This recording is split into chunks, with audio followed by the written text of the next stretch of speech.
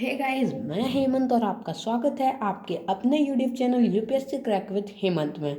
Last video में हमने chapter 11 को कंप्लीट कर लिया था। आज हम इस वीडियो में चैप्टर 12 को स्टार्ट करने वाले हैं। Without wasting your time let's start. So सबसे पहले तो चैप्टर है हमारा 12, हम यहाँ पर डाल मेंशन कर देते हैं। चैप्टर 12 है अंडरस्टैंडिंग क्वाड्रिलेटरल।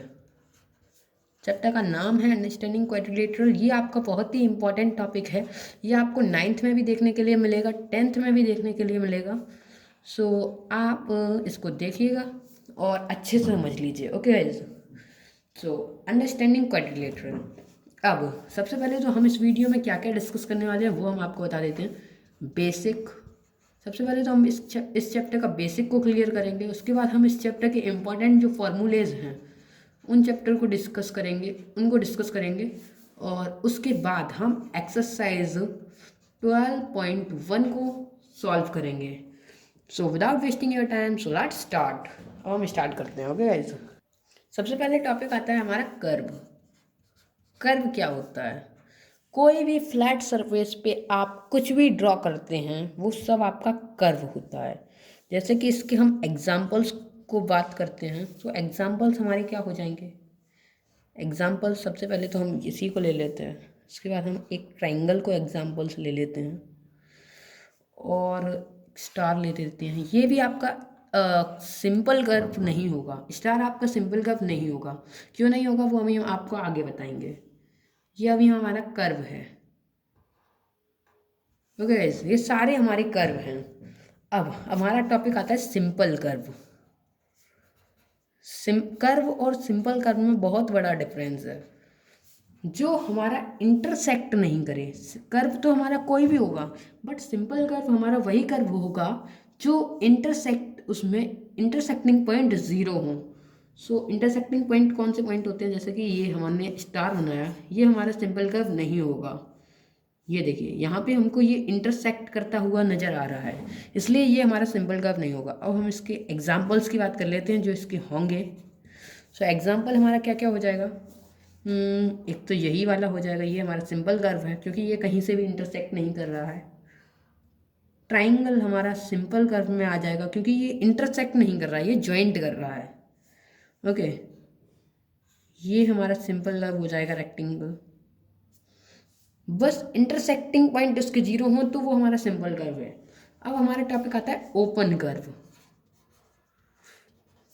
ओपन कर्व हमारे वो कर्व होते हैं जो खुले हुए हों, मीन्स कहीं से भी क्लोज्ड नहीं हों।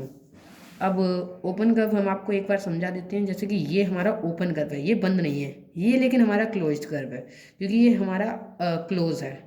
अंदर इसमें अंदर भी स्पेस है और बाहर भी। ओके, ओपन कर्व के और भी एग्जांपल्स देख लेते हैं। ये हमारा ओपन कर्व हो जाएगा और तो और ये वाला फिगर, ये हमारा ओपन कर्व का एग्जांपल हो जाएगा। अब इतना करने के बाद हमारे अब हम कर रहे हैं क्लोज्ड कर्व। बोर्ड को हम इरेज कर देते हैं। अब हमारा टॉपिक है क्लोज्ड कर्व। क्लोज्ड कर्व हमारे वो कर्व होते हैं जो क्लोज हों। ओके, मीन्स बंद हों। अब क्लोज्ड कर्व के हम कुछ एग्जांपल्स को डिस्कस कर लेते हैं।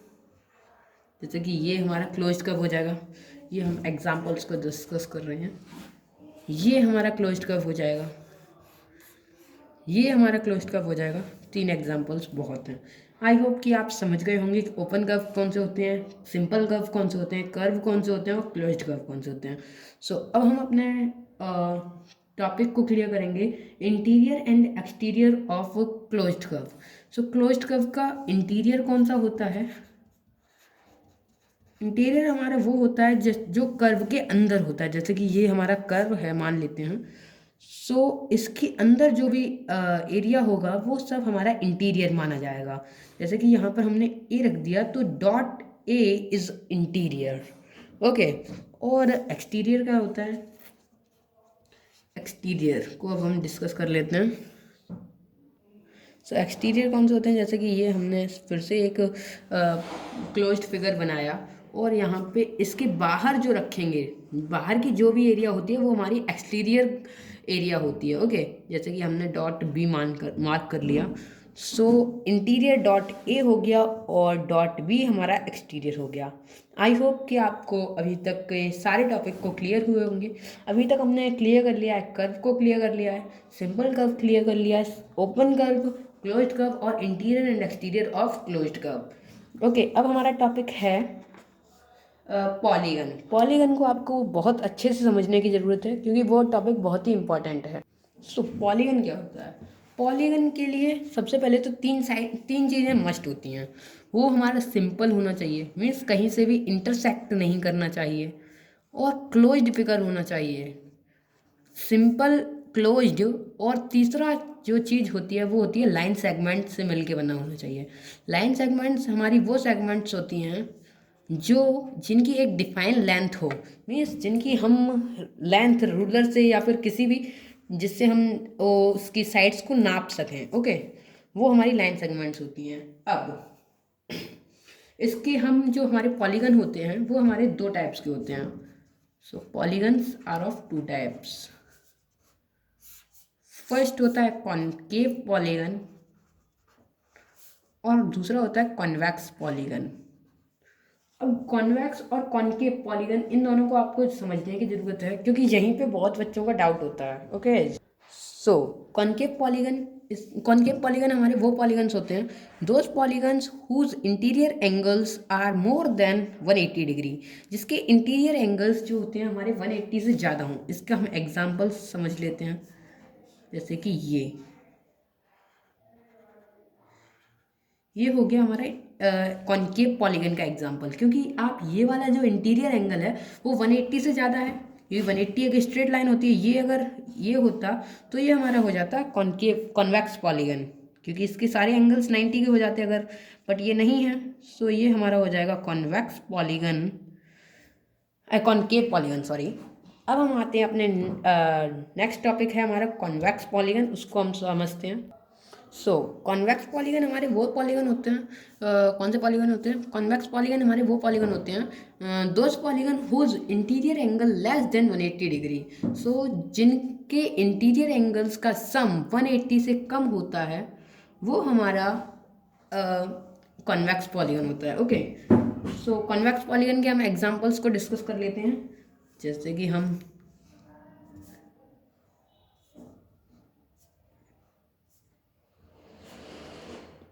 ये हमारा 180 से सारे एंगल्स जो हैं लेस हैं, इसलिए ये हमारा कॉन्वेक्स पॉलीगन हो गया। और भी हम इसके एग्जांपल्स को डिस्कस कर लेते हैं, जैसे कि ये हमारा कॉन्वेक्स पॉलीगन का एग्जांपल हो जाएगा और ये हमारा कॉन्वेक्स पॉलीगन का एग्जांपल हो जाएगा रोम्बस। ओके, इतने एग्जांपल्स बहुत हैं। सो अब हम अपने नेक्स्ट टॉपिक पे आते हैं जो कि है classification of polygon. Classification of polygon इनके साइड्स के अकॉर्डिंग की जाती है, जैसे कि 3 साइड्स को हम ट्राइंगल कहते हैं। Classification of polygon, so 3 sides जिसमें होती हैं उसको हम ट्राइंगल कहते हैं, 4 साइड्स को हम क्वाड्रिलेटरल कहते हैं, 5 साइड्स जिसमें होंगी वो पेंटागन कहलाएगा, 6 साइड्स वाला हेक्सागन, 7 हेप्टागन, 8 ऑक्टागन, 9 नोनागन और 10 डेकागन। सो साइड्स के अकॉर्डिंग हमने आपको 3 से 10 तक की साइड्स को बता दिया, उनके नेम, इनको आप याद कर लीजिए और इसका अगर आप चाहें तो स्क्रीनशॉट भी ले सकते हैं। ओके गाइज, सो अब हमारा आता है क्लासिफिकेशन ऑफ पॉलीगन के बाद रेगुलर पॉलीगन। रेगुलर पॉलीगन हमारे वो पॉलीगन होते हैं जिसकी सभी साइड्स और सभी एंगल्स इक्वल होते हैं, मीन्स सभी साइड्स इक्वल होती हैं और सभी एंगल्स भी इक्वल होते हैं। इसके हम एग्जांपल्स को समझ लेते हैं और इसकी डेफिनेशन को समझ लेते हैं। डेफिनेशन है हमारी those polygons which all sides are equal and all angles are of equal measure, जिनके सभी साइड्स भी इक्वल होती हैं और सभी एंगल्स भी। सो अब हम इसके एग्जाम्पल्स को समझ लेते हैं, जैसे कि स्क्वायर, ये स्क्वायर है और इसकी सभी साइड्स भी इक्वल होती हैं और सभी एंगल्स भी इक्वल होते हैं, 90 डिग्री के होते हैं सभी एंगल्स। सो ये है हमारा रेगुलर पॉलीगन। और रेगुलर पॉलीगन का हम आपको बात कर लेते हैं इक्विलेटरल ट्रायंगल। इक्विलेटरल ट्रायंगल में सभी एंगल 60 डिग्री के होते हैं और सभी साइड्स भी इक्वल होती हैं, इसलिए ये भी हमारा रेगुलर पॉलीगन है। अब इसकी में हम प्रॉपर्टीज़ ऑफ रेगुलर पॉलीगन की पढ़ेंगे। तो प्रॉपर्टीज़ ऑफ रेगुलर पॉलीगन है। अब है हमारा properties of regular polygon. Properties हमारी हम आपको डिस्कस कर लेते हैं। प्रॉपर्टीज़ हमारी क्या है? All sides are equal length. जो हमारी साइड्स होंगी वो सारी इक्वल लेंथ की होंगी। प्रॉपर्टीज़ हैं ये हमारी रेगुलर पॉलीगन की। दूसरी प्रॉपर्टी है हमारी all interior angles are of equal measure. जो इंटीरियर एंगल होंगे वो सारे इक्वल होंगे। जो एक्सटीरियर एंगल होंगे वो उनका भी मेज़र इक्वल होना चाहिए। और ये जो प्रॉपर्टी है उसको आपको याद कर लेना है। ये वाला पेपर में आपके जो भी एग्ज़ाम होंगे उसमें ज़रूर आएगा, इसकी गारंटी मैं लेता हूँ। All regular polygons are convex. जो हमारे सभी रेगुलर पॉलीगन्स होते हैं वो हमारे कौन से होते हैं? कॉन्वेक्स पॉलीगन होते हैं। ओके। अब हमारा नेक्स्ट टॉपिक है इर्रेगुलर पॉलीगन। अब इर्रेगुलर पॉलीगन कौन से होते हैं? इर्रेगुलर पॉलीगन्स वो होते हैं जो रेगुलर पॉलीगन्स नहीं होते हैं। मीन्स जो रेगुलर पॉलीगन नहीं है वो हमारा इर्रेगुलर पॉलीगन होगा। Okay guys. हम इसके कुछ एग्जांपल्स को डिस्कस कर लेते हैं और डेफिनेशन को अंडरस्टैंड कर लेते हैं। तो डेफिनेशन है हमारी, those polygons which are not regular is called irregular polygon. अब हम इसका एग्जाम्पल समझ लेते हैं। जैसे कि हमने लिया रेक्टेंगल। देखिए गाइज, इसके सभी एंगल्स इक्वल होंगे। ये साइड इसके इक्वल होगी, ये साइड इसके इक्वल होगी। बट क्या ये साइड इसके इक्वल है? नहीं है। अगर इक्वल होती तो हमारा ये स्क्वायर नहीं हो जाता। इसलिए ये हमारा होगा इर्रेगुलर पॉलीगन, रेक्टेंगल। अब हम दूसरा एग्जांपल ले रहे हैं रोम्बस का। रोम्बस की सभी साइड्स इक्वल होती हैं, ठीक है। ये साइड इसके इक्वल, ये साइड इसके इक्वल। ये एंगल इस एंगल के इक्वल होगा, ये एंगल इस एंगल के इक्वल होगा। बट ये एंगल इस एंगल के तो इक्वल होगा नहीं, इसलिए ये भी हमारा इर्रेगुलर पॉलीगन है। रोम्बस। अब हमारा नेक्स्ट, जैसे कि हमने आपको वीडियो में बताया था कि हम इस वीडियो में आपको फार्मूलेज भी बताएंगे। अब इस चैप्टर के इम्पॉर्टेंट फार्मूलेज जो हैं उसको आप अंडरस्टैंड कर लीजिए। हम स्टार्ट करते हैं। गाइज, अब हम इस चैप्टर के इम्पॉर्टेंट फार्मूलेज को डिस्कस कर लेते हैं। सबसे पहले तो हमारा सबसे पहला फार्मूला है सम ऑफ ऑल इंटीरियर एंगल्स को फाइंड करने का। मीन्स सभी एंगल्स का सम कितना है उसको फाइंड करने के लिए फार्मूला होता है। हम यहाँ लिख देते हैं sum of all interior angle.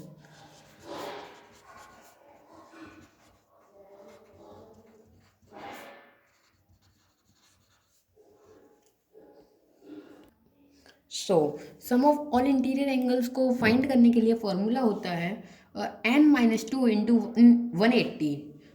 यहाँ से हमारा जो भी सम होगा, n यहाँ पे है number of sides in the curve. जो भी हमारा पॉलीगन है उसमें जितनी साइड्स हैं उसको हम यहाँ पर रख के, जैसे कि हमारा पेंटागन है, 5-2 इंटू 180। 3 into 180 540 degree.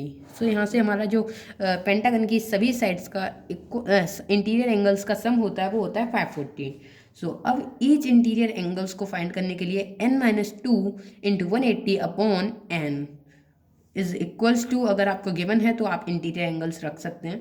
अब डायगोनल्स, किसी भी पॉलीगन में कितने डायगोनल होंगे उसको फाइंड करने के लिए n-3 अपॉन 2। अब ईच एक्सटीरियर एंगल्स को फाइंड करने के लिए, जो कि रेगुलर पॉलीगन में है, वो होता है 360 अपॉन n। यहाँ पर नंबर ऑफ साइड है, हम यहाँ लिख देते हैं n is equal to number of sides. आप चाहें तो आप इसका स्क्रीनशॉट ले सकते हैं। हम स्टार्ट करते हैं अपना एक्सरसाइज को। जैसे कि हमने आपको स्टार्टिंग में ही बताया था कि हम इस वीडियो में फार्मूलेज को डिस्कस करेंगे, बेसिक को क्लियर करेंगे, और तो और एक्सरसाइज 12.1 को स्टार्ट करेंगे। हम स्टार्ट करते हैं। 12.1 है हमारी, some figures are given below. ए हमारी ये शेप है, बी ये शेप है, सी ये है, डी ये है, फिफ्थ ये है, सिक्स्थ ये है, सेवन्थ ये है, और एफ ये मतलब एट्थ ये है। ओके। अब हमको क्या करना है? Classify each of them on the basis of the following. हमको सिंपल कर्व बताना है कि कौन सा है, सिंपल क्लोज्ड कर्व बताना है कि कौन सा है, पॉलीगन कौन सा है, कॉन्वेक्स पॉलीगन कौन सा है, और कॉनकेव पॉलीगन कौन सा है। ओके। सबसे पहले तो हमको सिंपल कर्व बताना है इन सभी फिगर्स में से। देखिए, सिंपल कर्व जो इंटरसेक्ट ना करे और कर्व हो, ये सारे फिगर हमारे कर्व हैं, बट सिंपल कर्व जो इंटरसेक्ट ना करे। ओके, सो फर्स्ट हमारा सिंपल कर्व हो जाएगा, तो हम यहाँ पर लिख देंगे फर्स्ट, ए का आंसर है। सेकंड भी हमारा सिंपल कर्व हो जाएगा, थर्ड भी हमारा सिंपल कर्व हो जाएगा, फोर्थ हमारा सिंपल कर्व नहीं होगा क्योंकि यहाँ पर इसका एक इंटरसेक्टिंग पॉइंट है ये, इसलिए ये हमारा सिंपल कर्व नहीं होगा। फिफ्थ हमारा सिंपल कर्व हो जाएगा, सिक्स्थ भी हमारा सिंपल कर्व हो जाएगा, सेवन्थ हमारा सिंपल कर्व नहीं होगा, और एट्थ भी नहीं होगा। एट्थ इसलिए नहीं होगा क्योंकि एक इस सर्कल के अंदर सर्कल है, इसलिए। अब बी को हम सॉल्व करते हैं। बी है हमारा सिंपल क्लोज्ड कर्व, मीन्स इनमें से ही हमारे कुछ क्लोज्ड कर्व होंगे क्योंकि ये सारे सिंपल कर्व हैं। अब इन्हीं में से तो कोई क्लोज्ड होंगे, इसलिए सबसे पहले तो हमारा फर्स्ट सिंपल क्लोज्ड कर्व नहीं होगा, सेकंड हमारा सिंपल क्लोज्ड कर्व नहीं होगा, थर्ड हो जाएगा, सो हम लिख देते हैं थर्ड।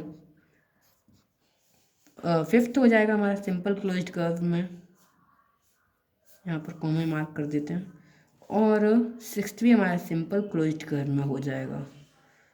अब सी है हमारा पॉलीगन। पॉलीगन्स हमारे वो होते हैं जो हमारे साइड्स मीन्स लाइन सेगमेंट से मिलके बने हों और सिंपल हों और क्लोज्ड हों। हाँ, सो इसमें देख लेते हैं। सिंपल हमारा सिंपल और क्लोज्ड, ये दोनों, ये तीन हैं।